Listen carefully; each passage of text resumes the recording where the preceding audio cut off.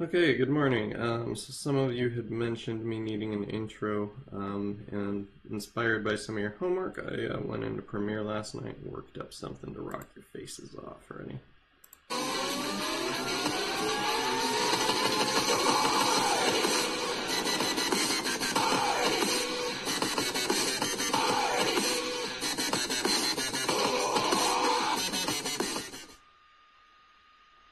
Alright, let's get going. Okay, so we're working with our image. We pretty much completed the background. I'm going to do a little touch up, just with some issues, but for the most part, we're kind of where we need. Today's mostly going to focus on getting the heads and body worked into the image. We do have that little background where that hill collides with the mountain is really awkward to me. So I'm going to use this point to teach you guys a new tool as well. So right now I'm just grabbing that mountain, erasing that little cliff that was popping up. So that hill looks a little bit awkward. So I'm going to stretch that out a little bit. The shadow is linked to the hill, so I'm going to merge those layers so that way I don't have to separately alter. Then I'm going to use Puppet Warp, which is under Edit Transform.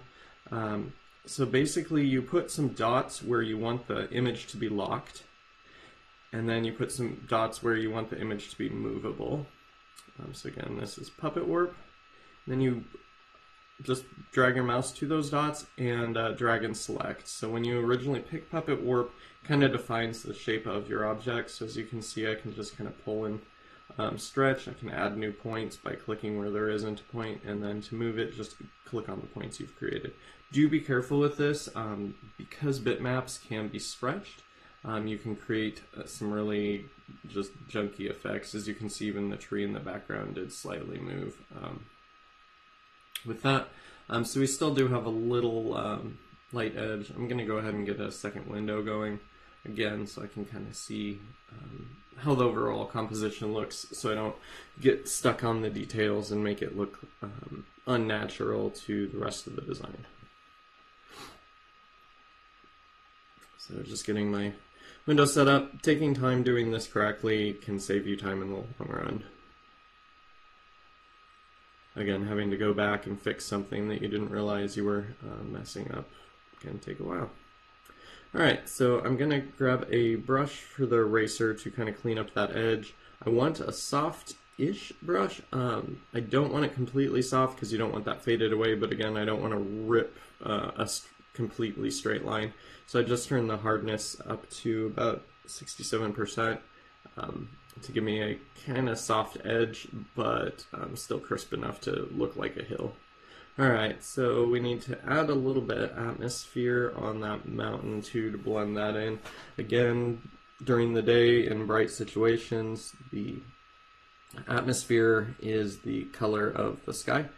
So we're going to add some of that blue in there. Really soft brush for this, low opacity, low flow. I'm just dragging it along. I'm starting on a layer that's already at 26%, so that's getting really no effect whatsoever. So I screw around with a few different layers to try to figure out what to do. Go to a blend layer that I used down there to kind of blend in the mountain into the grass there. Turning that up just makes the blend not look as good, so I'm just making a new layer for the atmosphere for this mountain. Again, grab that blue, just paint it in. Again, look in the small window up at the top when you're doing this sort of thing so you can see if overall it gives the look you're looking for. It really isn't. It looks kind of hokey. So I'm going to go in with the eraser, turn it on lightly, and just delete some of that. Again, soft brushes are the best for atmosphere. And I'm going to go in and add some darkness as well, and just some kind of gray atmosphere as sort of a blend point. So sampling colors, again, press Alt, and it automatically pulls the color picker up for you.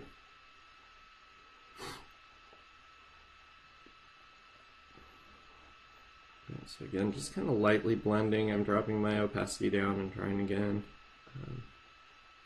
And then we do have some light that will be coming in on those mountains. So I'm going to set my actual paintbrush to overlay. Doesn't quite get the effect. Up at the top you can change the mode of your brush, so if you want to set it to multiply, it will just paint multiply. This typically doesn't get the results that you're hoping for, and it's really easy to forget that you have that turned on. So I don't use that a whole lot, so I'm just going to go ahead and make a new layer, pick a sunlight color, so just control select to get the mountain selected, and go in and add some of that light. Again, we're kind of blending the two worlds together, so some of that light would be coming from the sun rays. Now we're going to move it. I'm just going to slightly adjust the mountain, see if I can pull it up a little bit, push it down behind that hill. Alright, so I'm happy with that. For the moment, we'll go in and add the final details on the next assignment. Now we're going to focus on the guy, so name your layers, makes things easier. We have the watermark across his face. So to fix that, I'm just going to use the clone tool. So we have his hair without the watermark there, so I go ahead and sample that, paint it in. Same with his face right there. With the corner of his eye, it's a little bit trickier because we don't have any of that particular area. And then right here with this face, I can sample just below where the watermark isn't, and again, clean that up.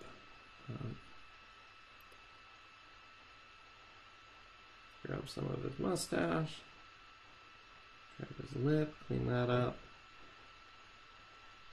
And in your screens on this video, that little image in the top right, my second window is really tiny. I'd probably want to zoom in a little bit more. I think I do in a little bit. So I actually grabbed from the corner of his other eye to sample for the corner of the eye with the watermark across it. Now for his chin, that's a lot of cleanup. The other half of his face, the lighting looks pretty similar, so I'm just going to grab the other side, copy it. Now this is a trick that I haven't been using. You should know how to use all the tools in many ways. So once you have something selected, you can do Control-T, which is how you would change the scale and all of that. If you back click on it, or I believe it's Control-Click for you guys, if you Control-Click on it, it will give you the flip horizontal option instead of having to go into Edit Transform. So just another shortcut. I really don't like his tooth sitting there. It is how the photo is, but I don't like how that comes out, so I'm just going to go ahead and grab again that clone stamp and sample different areas of his mouth, just make it look convincing. Does look like his lip's a little bloody, I'm just noticing this now, so I'll probably go in and fix that on the next video. Alright, so now I'm selecting his head, just quick selection tool, making sure I get those ears, select and mask. Shift edges kind of cleans up the lines around the head. Play with all the different global refinements there on the right and see what works best for you. His ears are kind of terrible because there's so much light, so I'm going in and cleaning that up. I may have to just paint new ear parts in if it comes down to it at the end. So I'm just using the brush tool right now and cleaning up, softening the edges a little bit on this selection.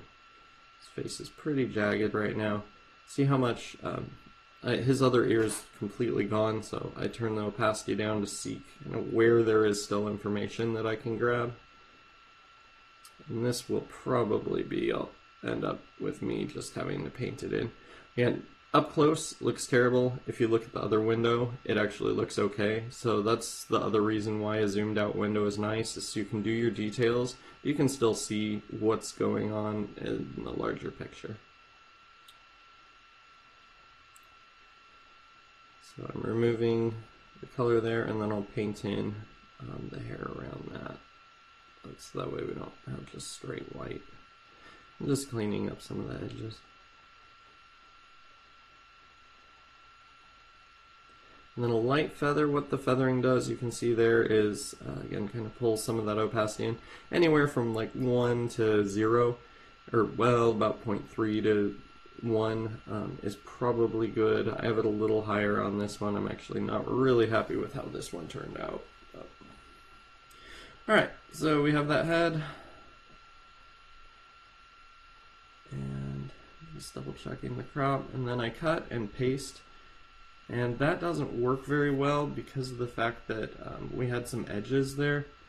So we'll actually just delete all the exterior. We select the inversion, or invert the selection, excuse me, and then we'll delete everything else, so that way you don't end up with little edges like we have here.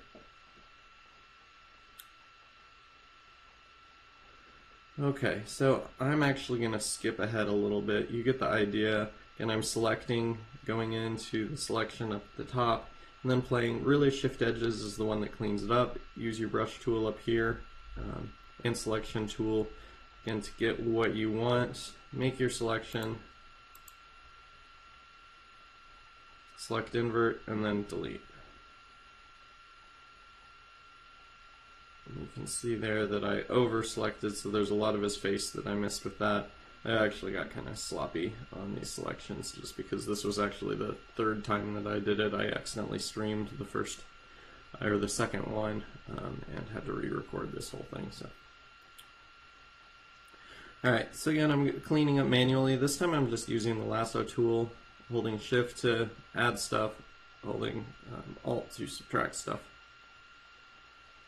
And then, so we have a cleaner selection here.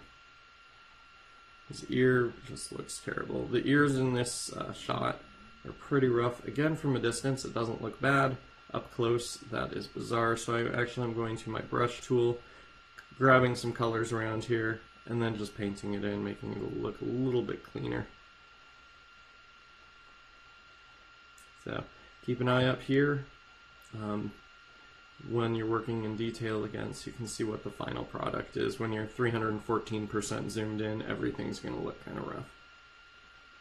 Okay, so moving on, select that face, do the same thing.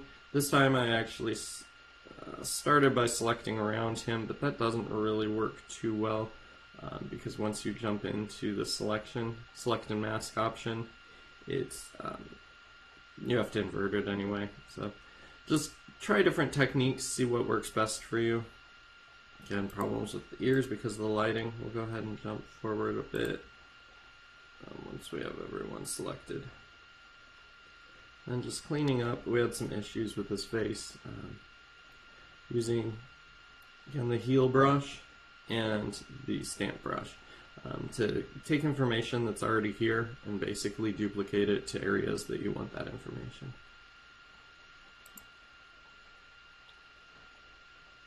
Alright, so adjusting the shift edges, as you can see it cleans up these lines along his face. Select inverse, delete. And then I'm going to select the head. So we still have this edge work on it. So cut it out, and then we'll delete that back layer that cut and paste. So we cut and pasted the head, and then we're going to delete this back layer that has those lines with it. And then rename all our layers. Alright, so we have our heads. They're cleaned up. Now we jump to our body. The problem with the body is... oops, sorry. Alright.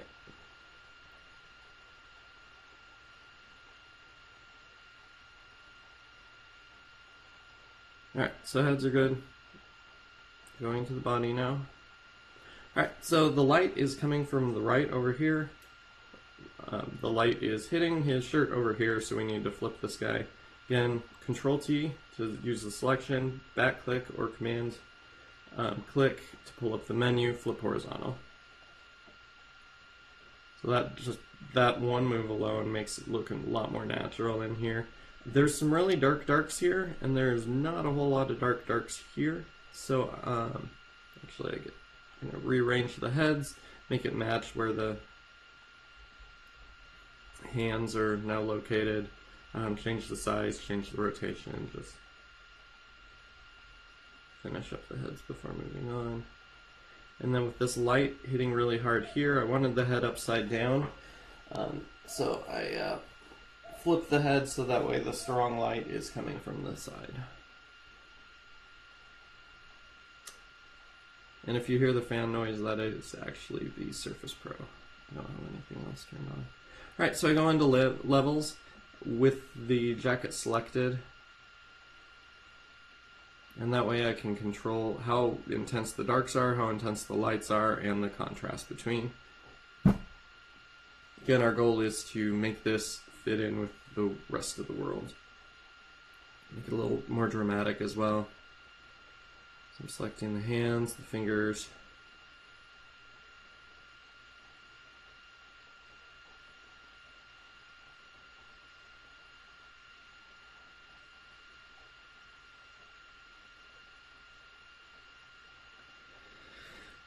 The hands will probably have to go in and replace right here because the ball was in his hand. It cut it out, so we'll have to find a new hand. But I'm just cleaning up along these edges here. Again, we are in the select area, and I'm just using the a mixture between the brush and the select tool and then Alt and Shift to grab information. I'm also going to use decontaminate colors. So what that does is if you have an object on, say, a green screen, you will get a little bit of green edging on stuff, or just random color. Whatever color's around will bounce off the edges of things. What this decontaminate colors will do will take those colors out of it. So for this, it actually kind of muted the gray that was on the edge of his suit, and making it a little better. And then I'm just cleaning up his hand. Probably a waste of time, as I will end up more than likely putting new hands on him.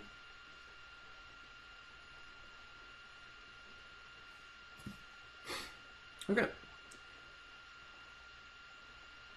So I think that looks pretty good for the suit. We have good high contrast here. We'll work on the contrast here again. I want lava in the background, so we'll have some heavy lighting here. And we had a weird masking situation over here, so I just went ahead and got rid of that mask. Alright. I'd like to retouch that head. The hair just looks really unconvincing. So what I want to do now is add some light. These look good, the background looks good, they don't look like they're in the same world. Again, light and shadow is the quickest way to get there. So grab some yellow sunlight, and I'm going to go ahead and control select all of the heads and the body. Actually, I think I do them one at a time this time around. And then I'm using a soft brush and just painting yellow light on. I want really intense yellow. We can, again, soften things down. So just think about where the sun would be hitting, bouncing off of these heads. So select that one, again, add in yellow.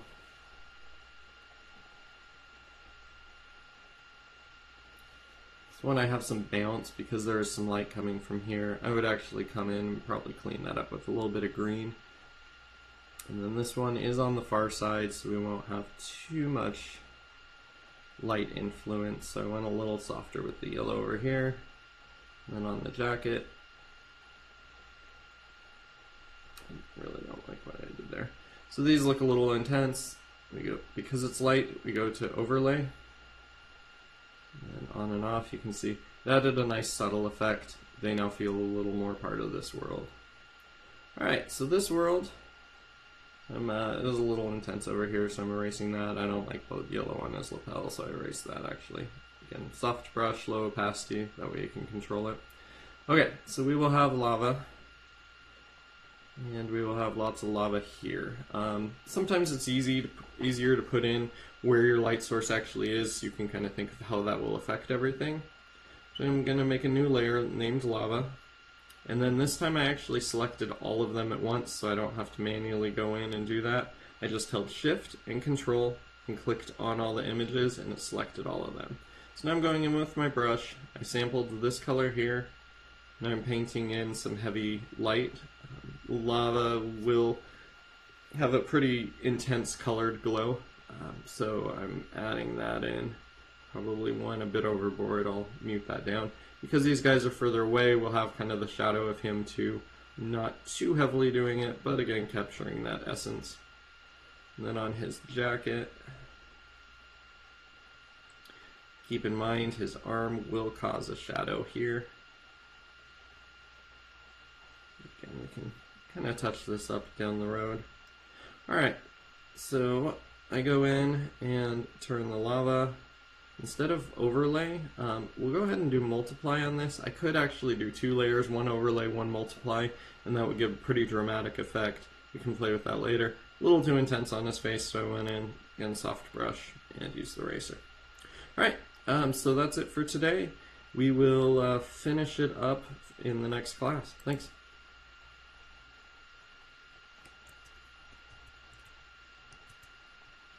There, just to end with.